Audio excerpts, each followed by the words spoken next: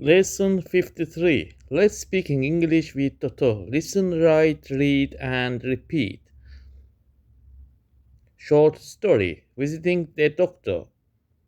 Alice feels hot. Her mom touches her forehead. Alice has a fever. The mom takes Alice to a doctor. The doctor is kind. He takes her up. He tells her to take medicine. He tells her to drink a lot of water.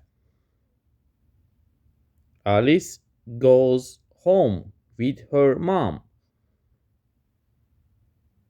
She takes the medicine and drink water.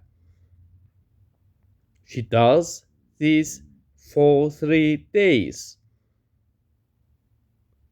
She is healthy and happy again. See you soon next lessons.